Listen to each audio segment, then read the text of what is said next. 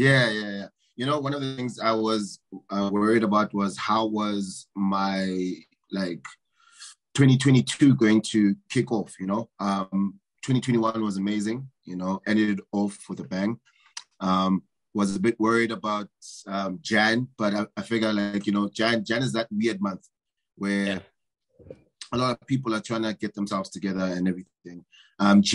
February has been looking so amazing, and March is even going to be bigger and better. So things have been kicking off on the right foot, and it's something that I'm grateful for. You know, being able to get out there, um, be in front of so many different diverse crowds, and doing the one thing I love, which is play music. DJing, connecting with so many people on that level, and connecting with the people that are on the dance floors, listening to your music. How do you reflect back, knowing that the music that you put out, the DJ sets that you put out, and your presence at an event can affect people the way that they do, and how they resonate so well with it, while you create this electronic landscape and capture their emotional resonance as well as yours? I think when I started music, that was the one thing that got me to like music even more, was the way music has an impact on how people feel. When I started music, I started in high school, playing at high school dances and jewels, and I would see someone who was sad or not like at the party, Yeah. and I drop a song or I play a dope, amazing set, and by the end of my set, they're feeling different. They're feeling happy, like you've changed their life. And the same can be said about music. I'm one of those people where music has really helped me personally get through a lot of things. When I'm sad, when I'm going through my emotions, I always use music as a vehicle to channel my emotions and everything. So to see people like lose their mind or gravitate towards my music is a phenomenal thing. I mean, this past weekend I was at a show and I played one of my songs, Closer. And Yes. no lie, there was a girl in front of me. She was singing the song word for word. I was literally just staring at her like, okay, Yeah. you definitely like my song. But it felt amazing, because the same experience can be felt in Joburg, in Cape Town, in Tunisia, in Europe. It's the same. Music is so beautiful that it crosses borders, cultures, race. It transcends it all. Yeah. It speaks to everyone, and I think that's why I align with it so much. It's a powerful tool. And you speak of Closer, that came out last year. That's one of my favorite records as well. And I think that's resonates with so many people. And I'm so glad to hear that you say that. You see somebody singing along to that track in particular. Yeah. Tell me a bit about that record, the lyrics behind it as well. It's such a beautiful track, man. I absolutely love it. So when COVID hit, I basically started releasing music in 2020. My first record being One Night. And after that, as soon as I released it, the end of that month, which was March, lockdown kicked in. So depression mode kicked in for me. I think COVID affected a lot of artists, and I stopped making music. I was like, okay, I don't know if it makes sense for me to make music right now because of the climate that we're in. I don't know when are we even going to be able to enjoy performing our music. So I stopped making music, and then around June 2020, I was like, okay, you know what? I want to get back into the swing of things, right? Because I was still in that state of being depressed. And I was like, okay, cool. Let's come up with something different. And I came up with 2 songs. So I call Osama and Closer depression songs, because they were created primarily because of COVID, right? When I created Closer, I wanted to create something that was different. In fact, all my songs are actually different. I don't think most people would pick it up, but I don't really have like a signature that you could say, okay, this is his sound, I'm always pushing myself, or say, I don't like getting used to the same sound. So I'm always trying different directions, different styles. So when I created Close Up, I had received a vocal sample. And then I was like, okay, cool. It's a nice vocal sample. let me make a song around it. I love vocals. That's the one thing about me. I don't have an instrumental out yet, and I might not, but I'll try. So when I received it, I was just in a mood because I wanted to travel. You know, when lockdown hit, I was due to travel to Europe. Yeah, couldn't, and then I was like, okay, cool. I want to make a song that I could play in Europe, and that's how the idea came about for creating Closer. Yeah, okay. The opposite would be said for Osama. I was just gonna ask a song that I could play at home. I was just gonna ask about Osama. You know, I didn't want to jump right into Osama, but you know, we couldn't have this conversation without bringing it up. As much as it's been such a big record here. I mean, dude, firstly, congratulations on the record and all the records released so far. And the way it's been received, in particular on BBC Radio 1 with Pete Tong playing it, essential new tune. I mean, I religiously follow his show, and to see an artist such as yourself and Zakes being represented on a platform such as that, it is just so phenomenal, man. That record, I mean, you talk about loving vocals. I mean, come on. Yeah. You know what's crazy? Like, I grew up, I used to watch a lot of documentaries and watch a lot of series about DJs abroad, the likes of your Pete Tongs, your Martin Garrixes, like watching how they view the dance industry, right? And at no point did I think I would get a chance, an opportunity to have my song play on BBC One, to have Pete Tong even mention my name. So he played the song in the beginning, he played it twice, right? Like 1 week and the week after, right? First week he was like, Kasango, and I was like, okay, cool. You know my name. Second week, he was like, Kasang. And I was like, what? Who's Kasang? And I was like, it's fine. It's Pete Tong. I'm going to allow it. I mean, just me saying it. Pete Tong has played one of my productions. That's phenomenal. That's crazy. I don't think a lot of people understand.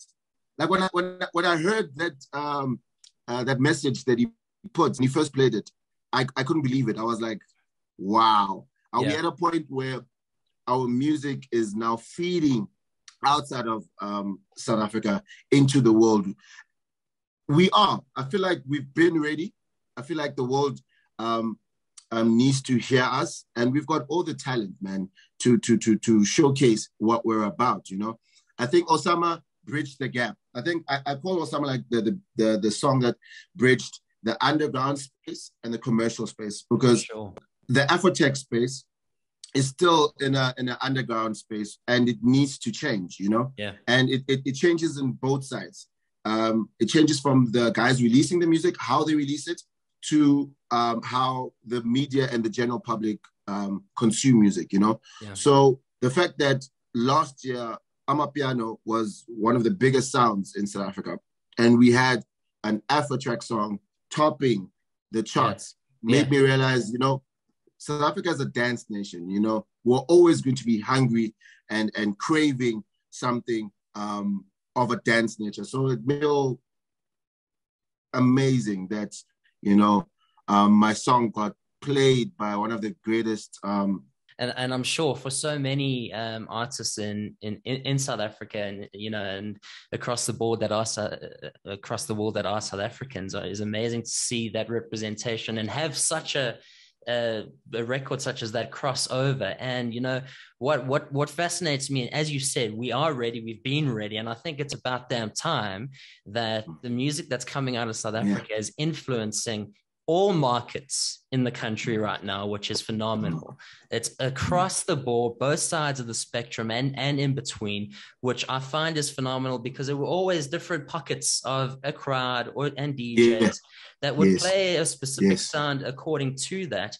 And apart from the music having such a great big influence overseas, what's amazing is to see how it's connecting everybody here at the moment, which is phenomenal. And I mean, I'm sure you see with the gigs coming up and the gigs that you've played, you can be anywhere and have the people resonate with your music like they do. Definitely. I mean, I remember when we kicked off the tour last year, it started small, right?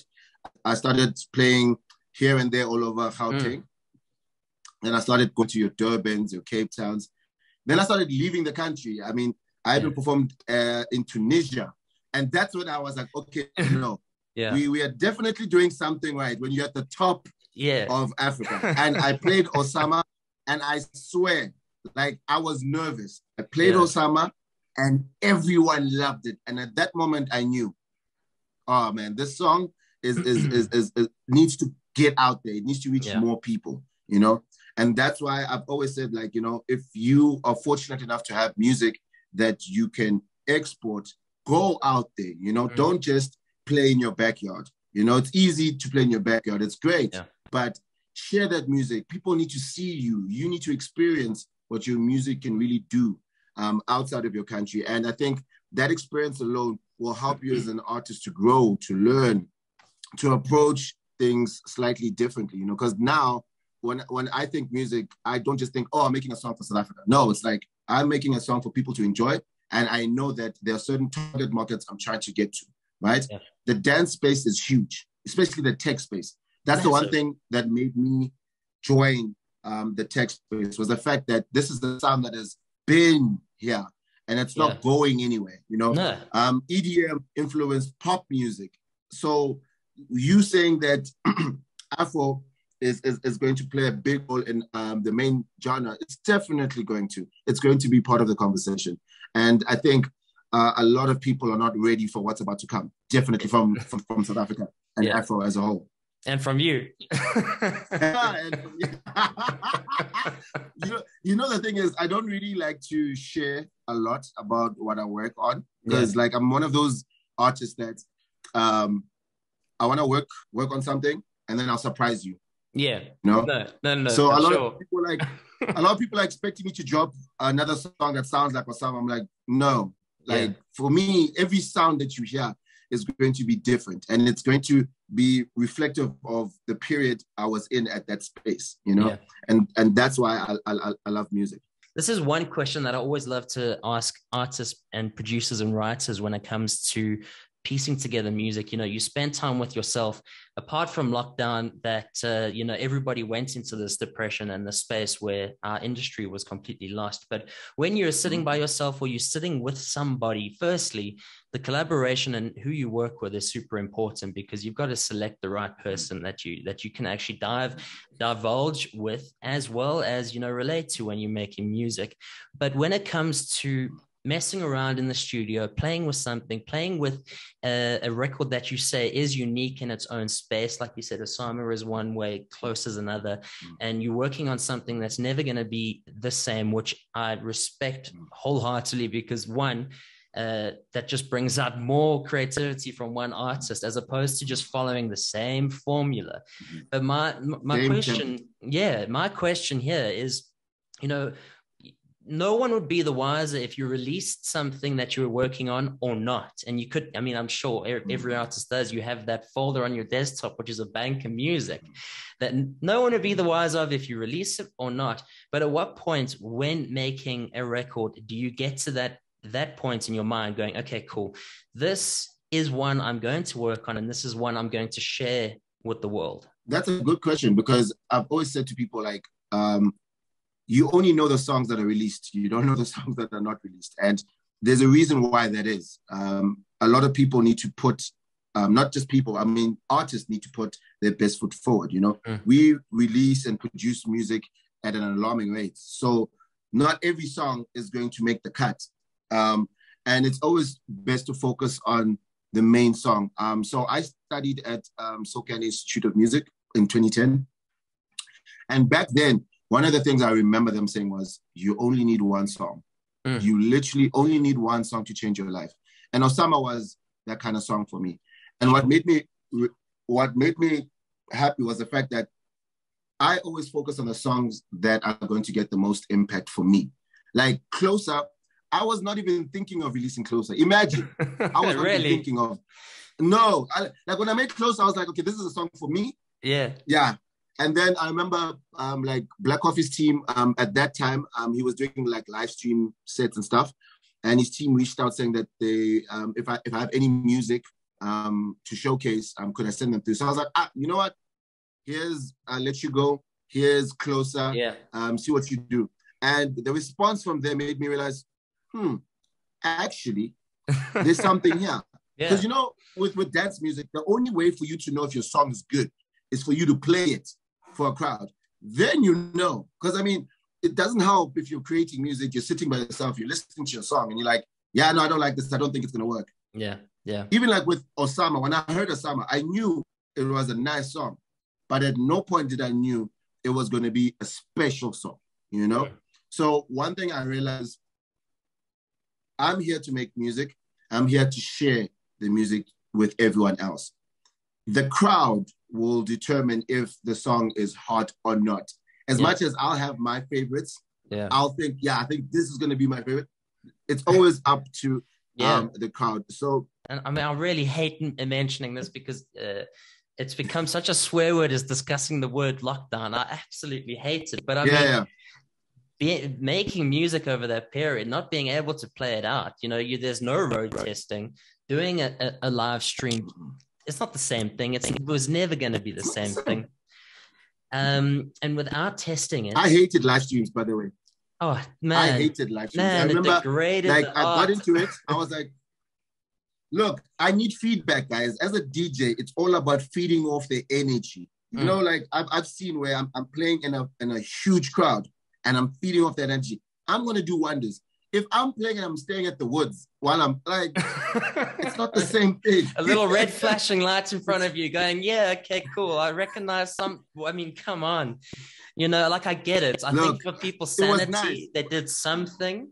But I mean, damn, it must have been tough, man. I mean, you said that you stopped making music over lockdown. You shut down over that period. What pulled you back through to start making music again, knowing that, okay, cool, the scene's going to come back, not knowing when, but what pulled you through to go, okay, cool, right, now's the time to make music? Because I'm sure over that period where everybody was feeling down, there was an emotion that you could extract from yourself to make music, that's for sure.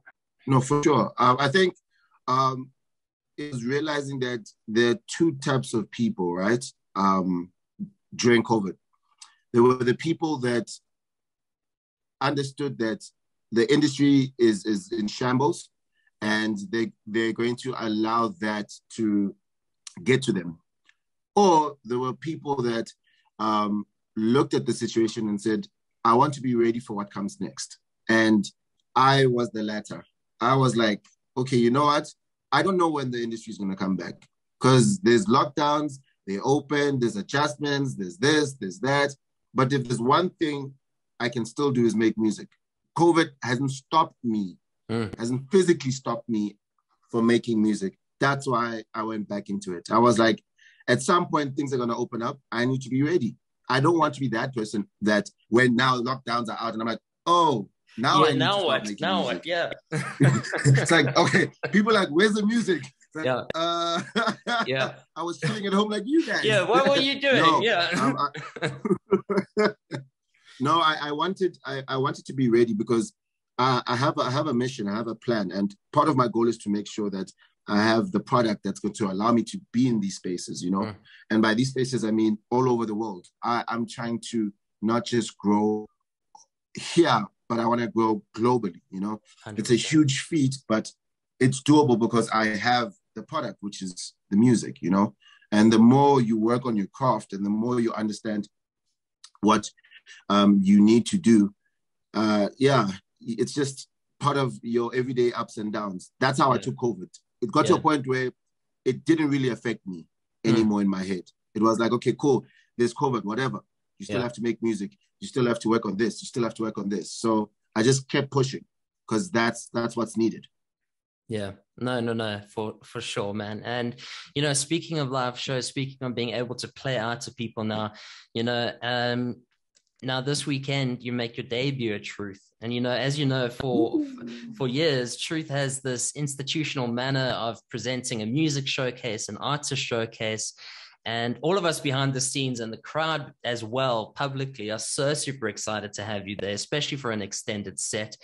You know, you've got to give us a bit of an idea of the show, especially with the anticipation that's coming up with your debut at Truth.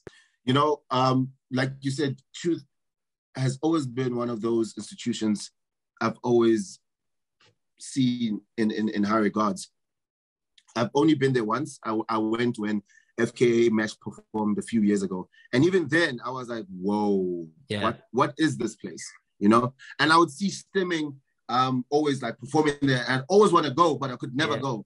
So when I got the word that I would be playing in Truth, I was so excited. I was like, guys, this is for me.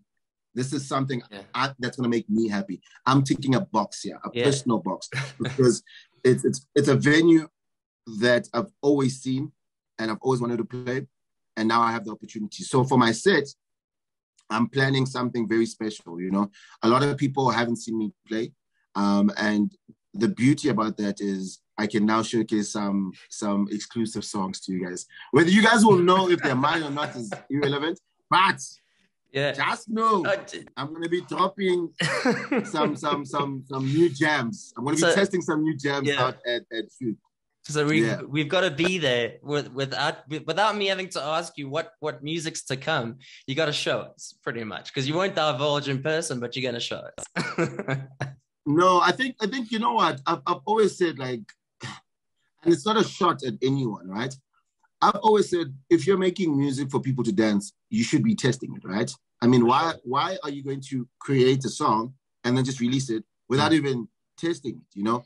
So I low-key always play my music and see, okay, oh, this works here. Oh, this doesn't work here. Okay, maybe I need to change this, that, you know?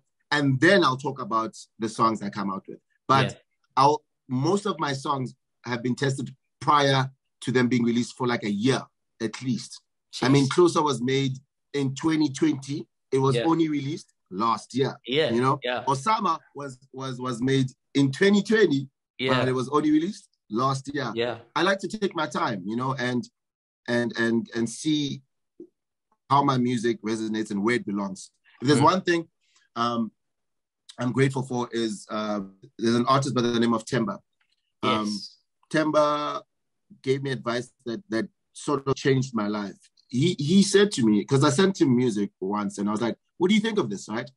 And he was like, look, when you have a song, planning is the most important thing. If you don't have planning, that song is not going to go anywhere. You can have the greatest song, but if your planning is zero, that song ain't going anywhere. He was like, you need to understand, is this a radio song? Is this a dance song? Or is this a word of mouth song? A song that is spoken about in the streets? Or is the song all of the above? Yeah. You know, is this a song that can work on radio, can work on clubs, can work on the streets, and everyone's talking about it? And then you need to push the song accordingly. So what I do is every time when I make a song, I always try to figure out, where will this song work? You know, is this a song that would work locally? Is this a song I should try focus pushing internationally? And the only way I do that is by performing these songs at specific gigs. So like at Truth, I'll be dropping a song that a lot of people haven't heard me play. Yeah. And it's an upcoming collab I have. I'm not going to go into further details, but just know there's the drop. And when the drop comes in and your face goes, that's that song. Then we know that's the one. Yeah, we're gonna have to sneak in a little mini disc there and record your sets. No, I'm kidding. Exclusive rips. No. Dude, I'm really excited about what's to come, and I know a lot of people are excited for Saturday. And outside of South Africa, countries that you're off to next? In the next 2 weeks, I'm headed to France. I make my debut in Paris at Club Manco, which is a club I've always wanted to play at. And then I'm headed to Qatar afterwards. There's also a Club Manco in Qatar. We're trying to finalize my residency with them, but because of Ramadan, there's a bit of complications that might arise. And then when I come back from I'm going to Portugal also and Switzerland. When I come back from that trip, I'm going to Uganda. And then after Uganda, where am I going? Switzerland, in the next 2 weeks' time. And then we've got Nigeria now, and we've got the Netherlands. Yeah.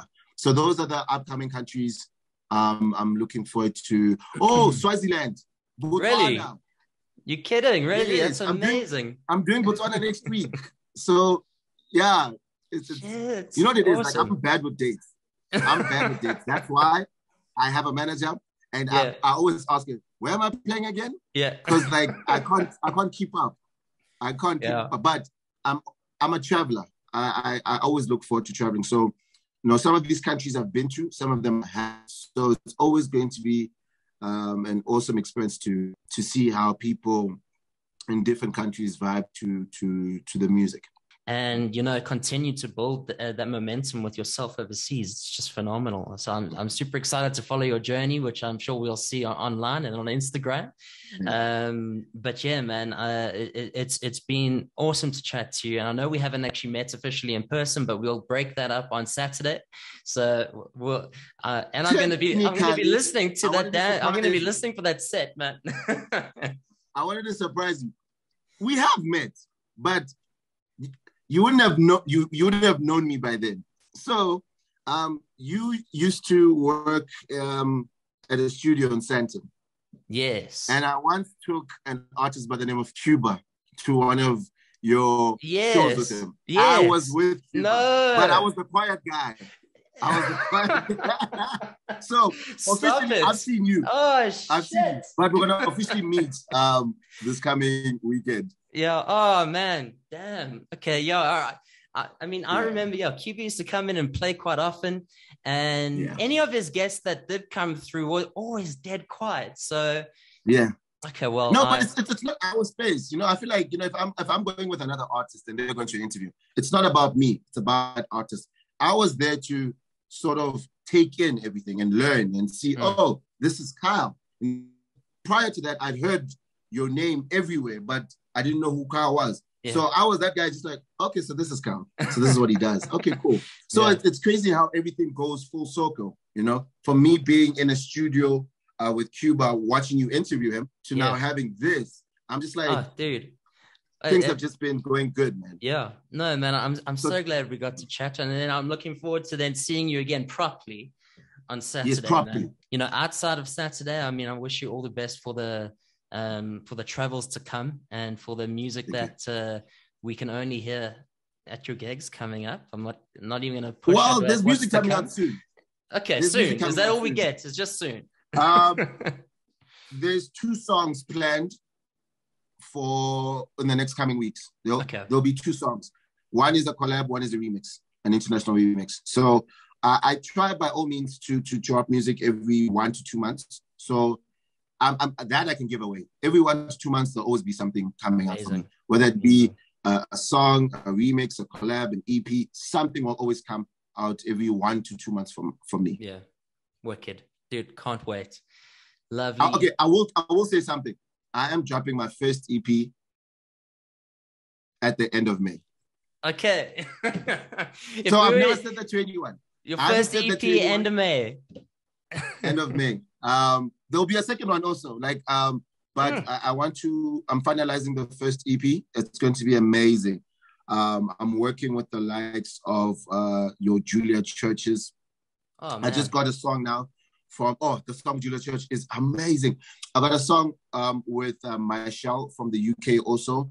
There's a lot of artists I'm actually working with. I'm just trying to make sure that I finish all the projects in between travels, which has been very crazy. But guys, I'm going to surprise you.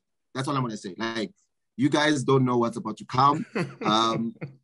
Don't expect a closer. Don't expect a one night. Don't expect an Osama. I'm always going to give you something fresh because my head is always chasing at trying to figure out new stuff. So it's going to be beautiful to see how you guys respond to all the new stuff I'm working on. So just expect a year of Kasango. Yeah. Oh, it's going to be a year of Kasango. Guys. That's it. No, what I like about music is once you have a momentum, you just go with it, and you've got to keep moving, I've been very fortunate to have even people like you give me a platform to talk about myself, and now that all of this is possible, it allows me to even see things in a different light. A lot of artists struggle with confidence issues in terms of how they want to get their music out and if people would like. I'm in a space where I'm like, I'm gonna give you music. I don't care about like exclusivity and whatnot. Like the moment my song is ready, like it's mastered the way, DJs are gonna have it even before it's out. Yeah. Because I believe music, that's how you get music out. You don't get sure. music out by giving it to one person and then no, you spread it out, you know, and get different feedback. Like I send it to Kyle jams it. Kyle is like, yo, love the song, or I don't like the song. I didn't work for this crowd, but it worked for this crowd. So, you know, it's a network, and that's how I feel like artists need to work with each other. It's especially DJs, DJ producers, right? We need to have a system where we literally help each other break each other's songs wherever we go, because we have the opportunity to spread. Like I'm going to all these countries. I'm going to be showcasing not just my music, but artists that I know, you know, and I feel like, guys, you need to hear this. So, don't worry. You're going to hear my songs before they're even out. I'm not that artist that says, oh, I'm dropping next week Friday and you haven't heard anything. Yeah. You would have heard a snippet or something of the songs. Yeah. So look forward to that. And thank you again for giving me this platform. Like, I really appreciate anyone who sees value in Kasango and in hearing and talking to Kasango. So I'd like to say thank you for giving me that opportunity. Oh, well, thank you for your time, man. Really appreciate being able to chat about your music, chat about what's to come for you and your journey thus far, which has been incredible. And I can't wait to watch more, and I'm sure everybody can't either. So yeah, man, thank you once again. And I'm really excited for what's to come for you, and congratulate you in advance. Thank you. And also congratulations to you, because this is a year of us coming back and picking ourselves up. So congratulations needs to go both ways. You know, we're going to be doing more this year. I'm amped. I'm pumped. I wake up almost every day to good news, you know, not to say that that's my life, but, you know, I'm grateful to be in a space where every day there's constant opportunities and I'm just excited, you know. So let's go out there. Let's enjoy. Let's support. Like, you know, the most important thing I'd like to say for everyone that's watching this is go out there and support, guys. Like, support goes a long way. Not just following them, not just listening to the music, but going to their shows. Like that girl that sang Closer at my last show, like, I'm still thinking about it because it really touched me, because I was like, you really like this song. Wow. So yeah, to everyone who supported me and who's going to continue supporting me, thank you.